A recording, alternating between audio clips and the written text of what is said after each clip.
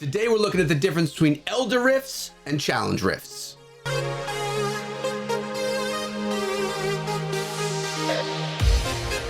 What is up, my friends? My name is Echo and welcome back to the channel, where today we're talking about rifts inside of Diablo Immortal. Now, this is a topic that we've covered before on the channel as well as in a bunch of the live streams, but I figured this would be a great video for people that are diving new into Diablo Immortal when the game comes out, or if you're watching it now when it's already out. And we can kind of explain for those people that don't know, because in the beginning, you're not going to understand what the difference is.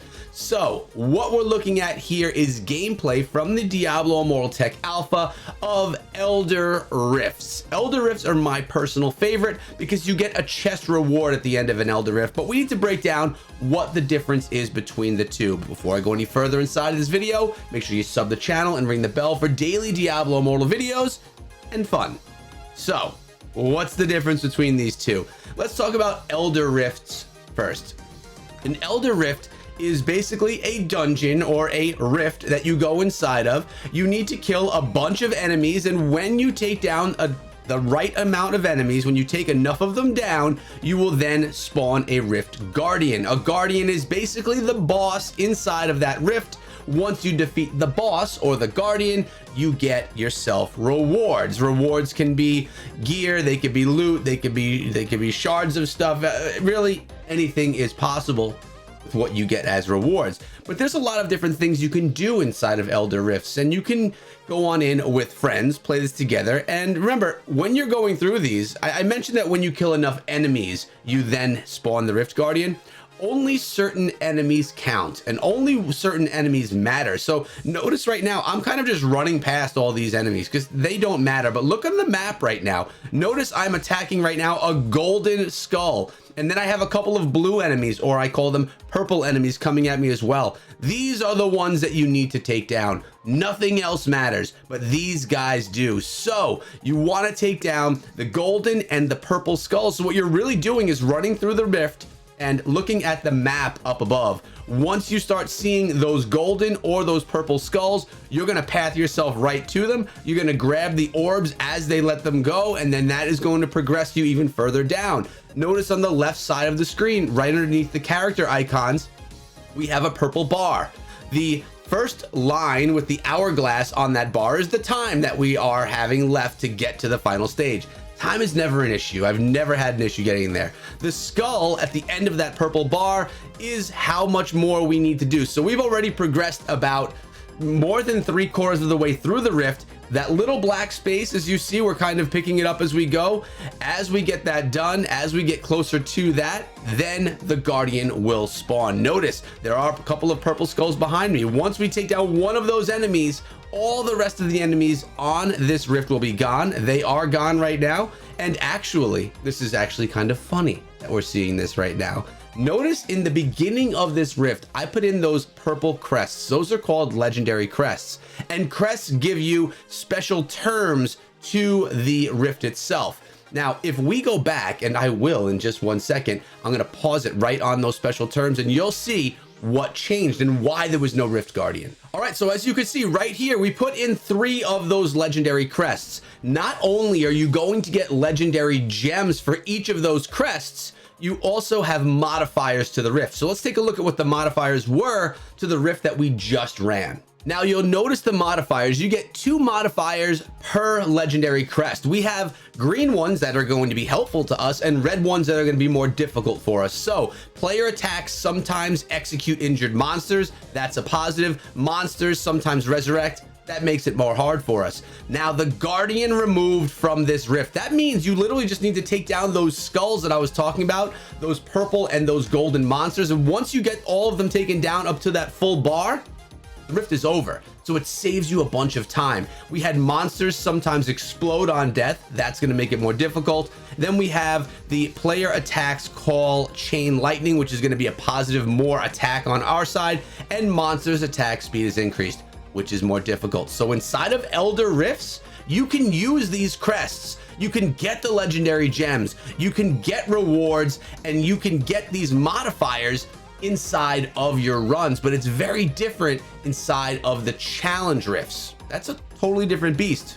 Let's get into that one. Now, in being completely honest with you, I prefer playing Elder Rifts, which is why the gameplay that you're going to be seeing right now as well is also an Elder Rift.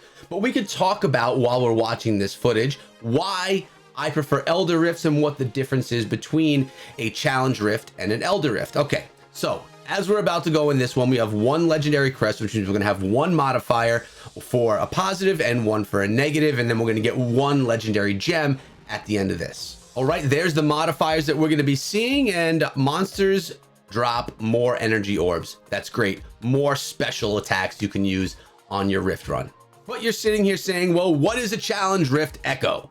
And I'm about to tell you, a Challenge Rift is a rift that you're running for time. This is where the leaderboards take place inside of Diablo Immortal. You are not playing for loot. You are not playing for gear. You are not playing Challenge Rifts for gems. You are playing Challenge Rifts for time, and that's gonna show you how you place on top of the leaderboards.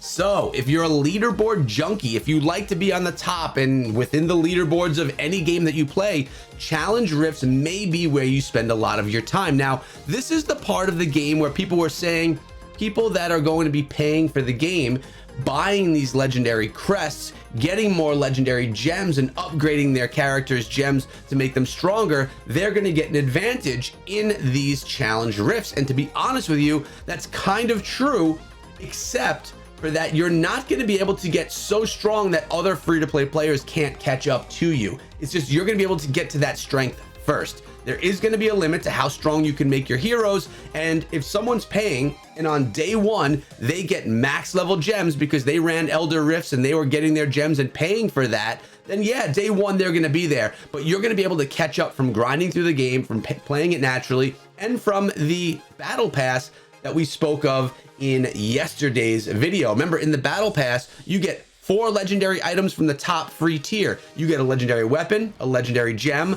a second legendary gem, and 1 legendary crest. The bottom tier, if you pay what I'm guessing is going to be $5 a month, will give you 4 legendary crests. No legendary gems, no legendary weapons on the paid tier. So if you pay the $5 a month, you could pull in approximately 8 legendary items or gems throughout that month. Plus, you find this stuff just from playing the game. Plus, if you're playing with someone that is buying these crests and you're doing the rifts with them, you don't get legendary gems as well, but you get runes that can be used to forge legendary gems. So you can make them on your own if you run enough of these, and that's good too. Plus, you can also get those materials from using the rare crests too. So yeah, it's longer time, it takes longer to get there, but they talk about wanting to give value to people that are spending money in the game. This is a way they can get value, but not to a point where others can't get there eventually as well. So there we go. The difference between an Elder Rift and a Challenge Rift is you're running the same rifts. It's why you're running those rifts. One, Elder Rifts you're gonna be running for the loot, for the fun, for the brutality, for some of that Diablo love that we love, I guess. And for the Challenge Rifts, you're gonna be playing a direct play for the leaderboards to show your strength inside of the game, to show that you know how to get through these rifts. And I'm telling you what, guys, some of the top players on top of these Elder Rifts, they are going to have these maps memorized. They're going to know the quickest routes. They're going to have these things mapped out. They're going to have max level gear, and going on the leaderboards and actually placing is going to be incredibly difficult. Think about it. Top 20 on a leaderboard, that's top 20 people inside of that server, which is tens of thousands of people, maybe even in the world. I don't know if the leaderboards are going to be global or if they're going to be based on each of the servers that you're in. It may even be global. But here we are at the end of another Elder Rift, getting more rewards as we just took down Ball. And look at this, we got the Mocking Laughter legendary gem, which is just that. It's something that you laugh at because it actually does not help you at all. It's kind of a joke inside Diablo Immortal. And unfortunately, I don't have the game in hand right now, so I can't directly show you, but if you're wondering where you get to the Elder Rifts and the Challenge Rifts, well, they're right here in West March. As you go all the way up the stairs, you will see the entrance to the Elder Rift, and right behind it, you will see the entrance to the Challenge Rift. Also on the left hand side, right where you see that red exclamation point, you can see one character standing there. That character is someone that you can go to where you can buy the rare and legendary crests to take into these Elder Rifts. So the question is, are you guys into leaderboards or are you guys into getting loot? My assumption is that you're going to want to be getting the loot, and then once you're all max level or very close to it, then you'll start taking it to the challenge rifts and try and compete on those leaderboards. Now, just the other day on the Immortal podcast, we were talking to Dreadscythe, and he was asking and talking about his issues playing on mobile, how his phone case was a problem. So I realized that I could teach you guys that aren't mobile gamers or people that are new to the mobile scene from the Diablo 3 scene, ways to make gaming on mobile better. And because of this, I actually reached out to Mobile Gaming Corps for a partnership. Let's talk about that real quick. So that's right, guys. I have partnered up with Mobile Gaming Corps, where you could now use code ECHO and save yourself 10% on any cases, cables, or finger socks that they have. They call them claw socks. I'm going to be showing you a demonstration of these, as I have some in my shelf right behind me. Actually, let me show you. Claw socks right here. What you do is you put these on your fingers, and they keep your fingers from getting that rub on them, and they keep your fingers from getting stuck to the screen. I haven't used them yet. I'm just a veteran mobile gamer with calloused fingers ready for battle. But you can get these or cases or other types of accessories for your phones made for mobile gaming. So while we get out of here on the video today, guys, I want to thank you so much for watching and let you know that you guys are the OGs making it until this point in the video. Let me know down below if you've ever heard of Mobile Gaming Corps. And remember, if you decide to spend any money over there, if you decide to pick anything up, save yourself that 10%, use code ECHO. We're representing, guys, and that's pretty cool.